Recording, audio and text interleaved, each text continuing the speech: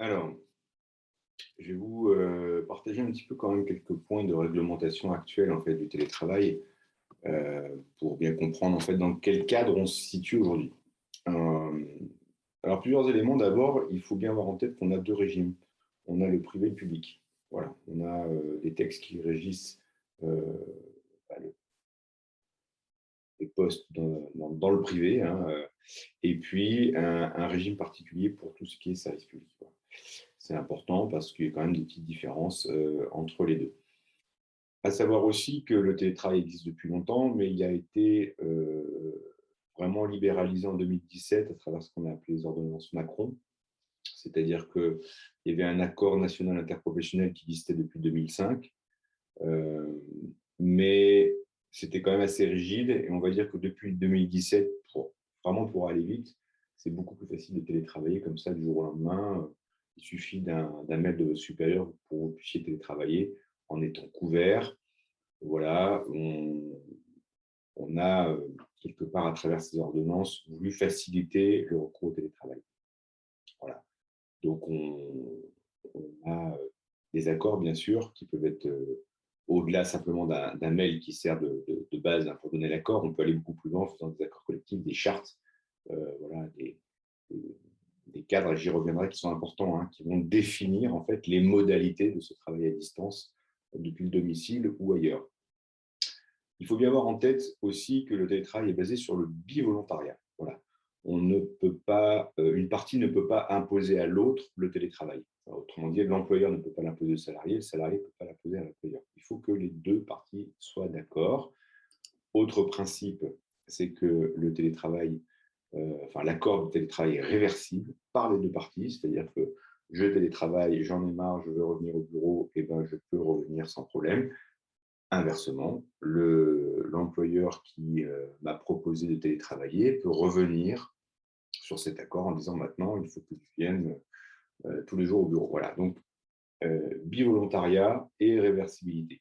Ce n'est pas un acquis social comme les jours de RTT. Hein. C'est une modalité de travail permise par le droit du travail, mais qui n'est pas du tout automatique. Voilà. Maintenant, je dois quand même dire que le confinement ayant un petit peu consacré cette nouvelle façon de travailler, je pense quand même qu'on va passer d'une modalité, j'allais dire, voilà, bivolontaire et réversible à quelque chose d'un peu plus installé, où on risque d'avoir, oui, effectivement, le télétravail comme un acquis social. Enfin, on verra.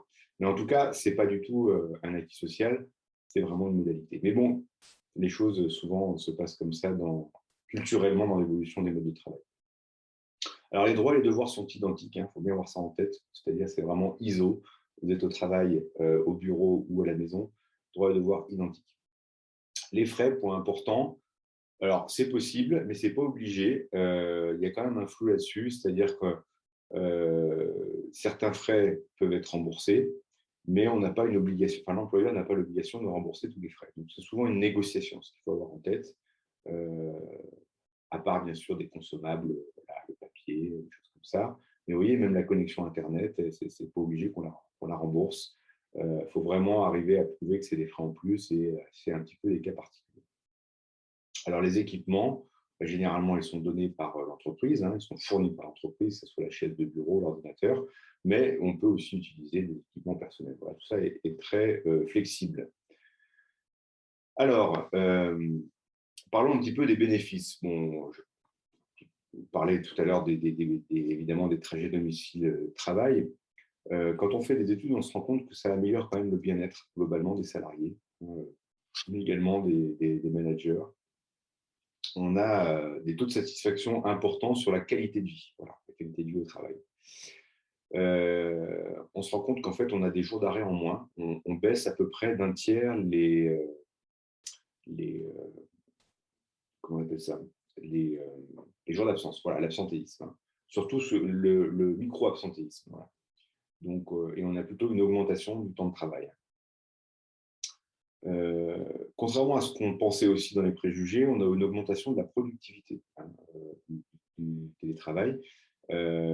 Parce qu'en fait, généralement, si on se concentre sur les tâches télé robustes, on va être moins dérangé et on va être plus productif. Voilà. On va faire en moins de temps ce qu'on faisait avant au bureau, en plus de temps, parce que justement, peut-être qu'on était dérangé par les collègues ou par des réunions qui ne servaient à pas grand-chose. Donc, en fait, voilà, dans certaines conditions, je mets tout ça entre guillemets, ça augmente la productivité. On gagne évidemment du temps et de l'argent parce qu'on réduit ses déplacements, domicile-travail. Et c'est bon pour le sommeil, c'est bon pour la vie de famille, le sport, etc. Voilà. Et il y a des freins. Et c'est souvent les employeurs ou les managers intermédiaires qui se sentent un peu exclus de cette nouvelle relation au travail. Donc ça, on en reparlera tout à l'heure parce que c'est quand même important de voir comment on peut accélérer le changement. Voilà, encore quelques chiffres clés que vous pourrez retrouver dans cette présentation sur le temps de transport, voilà, le stress, ou même encore tout simplement le pouvoir d'achat mensuel qui augmente avec le télétravail.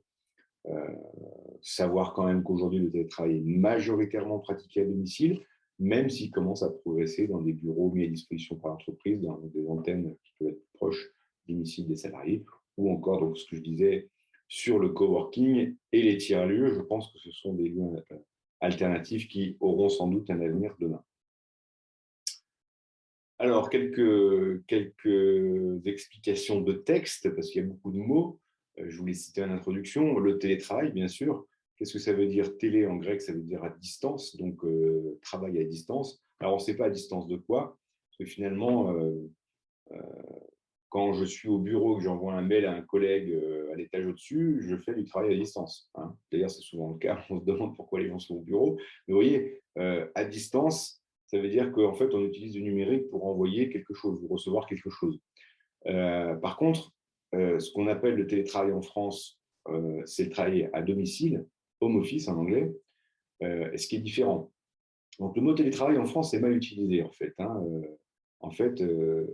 Remote working, ou ça veut dire travailler à distance, télétravail. Home office, ou travail à domicile, c'est pratiquer le télétravail chez soi. C'est vrai que c'est deux réalités différentes. On peut faire du télétravail aussi depuis un train, depuis une espèce de coworking, ou depuis son bureau, ou depuis un client. Le flex office, alors qu'est-ce que c'est que le flex office? En fait, c'est là où on n'attribue plus de bureau personnel. C'est-à-dire que c'est des bureaux un peu à la demande, on n'a plus son petit bureau comme avant. Comme on travaille de partout, l'idée c'est qu'on rationalise un petit peu l'entreprise et du coup on n'a plus son propre bureau. Ça se généralise dans les grandes entreprises. Voilà. Le coworking, c'est un espace de travail partagé. Alors ça ressemble un petit peu au flex office, mais c'est dans un même lieu, c'est-à-dire c'est un centre de coworking qui propose à divers actifs, que ce soit des indépendants, des salariés, de partager des espaces. Alors parfois dans les espaces de coworking, on a des bureaux individuels, on a des bureaux collectifs, on a des salles de réunion. Voilà. Mais le principe, c'est de partager un espace de travail. Et puis le smart work, j'en reparlerai tout à l'heure, c'est l'idée d'optimiser finalement le travail grâce aux technologies, grâce au travail à distance. C'est avoir une vision en fait positive et pragmatique du travail dans la révolution numérique pour essayer d'en faire quelque chose justement de performant au niveau de l'entreprise, mais aussi au niveau des salariés dans leur qualité de vie. Quelque part, le télétravail, dans la façon dont on le conçoit traditionnellement, c'est un petit peu la face immergée de l'iceberg. C'est dire, OK, on travaille chez soi un petit peu de temps en temps. Non. Dessous, finalement, le smart work, ça serait une autre façon de travailler, beaucoup plus large, beaucoup plus riche, beaucoup plus intéressante, qui va comprendre toute une évolution dans les modalités d'organisation, dans la hiérarchie, dans le management, dans les outils qu'on utilise, dans l'immobilier. En fait, c'est vraiment une révolution du travail qui est permise évidemment par le numérique et le travail à distance, mais c'est beaucoup plus large que voilà, cette vision un peu restrictive de je travaille un petit peu de chez moi. Voilà. Alors, pour essayer de comprendre cette évolution, j'aime bien reprendre ces 3 B dont je vous ai déjà parlé, Brick, Speed and Behavior. On va se rendre compte que cette transformation du travail se fait non seulement au niveau des outils numériques, BITS, mais aussi au niveau des infrastructures, les bureaux, les lieux de travail. On a parlé de coworking, de domicile, de flex office, mais également dans les comportements avec de nouveaux comportements, de nouveaux modes de management, de nouveaux rapports entre les gens qui sont au bureau, qui ne sont pas au bureau, et réunions qui se font, comme on dit, en présentiel ou en distanciel ou de façon hybride. Et on voit bien qu'on a un impact sur ces 3 dimensions. Alors, prenons d'abord la dimension des infrastructures. C'est un défi immobilier. Aujourd'hui, l'immobilier de bureau est en train d'être totalement bouleversé. Quand on pose la question aux différentes générations, on se rend compte que le bureau fixe, unique, tel qu'on l'imagine depuis des années, c'est un petit peu fini. On aura toujours un bureau fixe, mais il ne sera pas forcément exclusif. On pourrait, comme le dit Bruno Marslow, devenir des sans bureaux fixes, c'est-à-dire être finalement des travailleurs mobiles. Et l'avènement de la voiture autonome, hein, qui est quelque chose qui va sans doute arriver, permettra d'ailleurs peut-être de travailler dans les voitures beaucoup plus que simplement téléphoner. Mais si effectivement les voitures sont autonomes, on peut imaginer comme Regus, hein, des voitures aménagées pour travailler. Voilà, donc un défi immobilier parce que ça rebat les cartes en fait finalement de l'immobilier d'entreprise. Et une des solutions pour l'entreprise, c'est là aussi, comme pour les tâches, on l'a vu tout à l'heure, se baser sur une vision très pragmatique. C'est-à-dire qu'au lieu de dire on va mettre un bureau à chacun, une petite cage à lapin à la ligne avec des salles de réunion et une salle de pause, et ben en fait, on va se baser sur l'activité de chacun, activity-based working. C'est-à-dire qu'on va imaginer les lieux de travail en fonction de ce qu'on y fait. On va commencer à mesurer, alors non pas les tâches télétravaillables robustes ou fragiles, mais plutôt de quoi on a besoin. On a besoin effectivement d'espaces d'intimité, calme, on a besoin de salles de réunion, de salles de restauration, différents espaces, et on va quantifier pour chaque salarié ce besoin par jour, par semaine, et on va designer nos bureaux en fonction de cette activité. Voilà.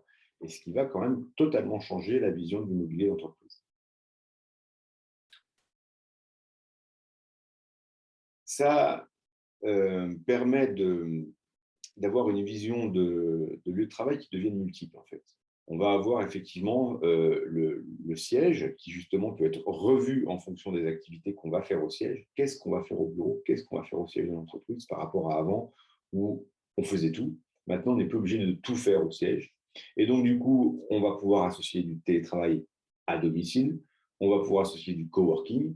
On va pouvoir, pourquoi pas, associer à la fois ce qu'on va appeler un hub central où on va faire des manifestations, recevoir des clients, faire des réunions, et puis du coworking et du télétravail à domicile. On va pouvoir en fait envisager l'entreprise comme une espèce d'archipel où il y aura différents lieux de travail qui vont se conjuguer en fonction des besoins, des envies, avec toujours cette vision de pragmatisme pour de la performance, de la productivité et aussi de l'écologie, pour moi, se déplacer. Alors aujourd'hui, on pourrait dire qu'on a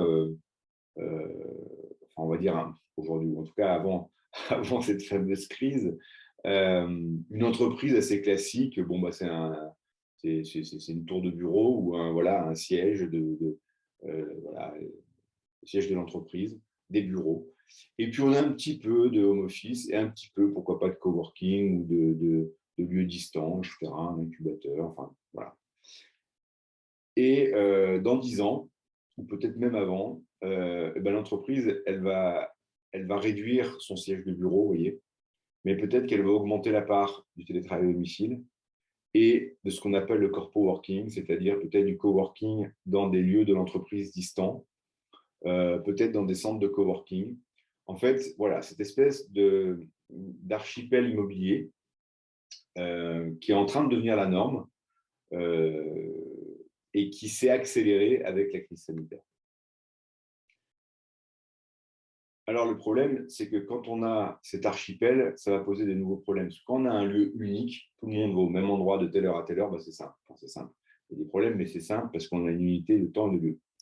Quand on a une archipel comme ça, il va falloir gérer la question de l'isolement des télétravailleurs à domicile, de leur matériel, des accès des télétravailleurs qui vont aller dans des centres de coworking ou dans des sites distants. Il va falloir un monitoring de tous ces salariés qui sont un peu éparpillés partout, mettre en place un système de paiement pour les centres de coworking, les salles de réunion à droite à gauche, et puis s'occuper de ce collectif de travail qui va devenir éclaté. Donc on a en fait une nouvelle configuration qu'il va falloir traiter, un nouveau cadre qu'il va falloir imaginer, de nouveaux outils en fait pour monitorer cette nouvelle façon de travailler un petit peu en archipel. Alors, on va regarder un petit peu toujours dans les infrastructures, hein, les fameux BRICS, aussi la question des équipements.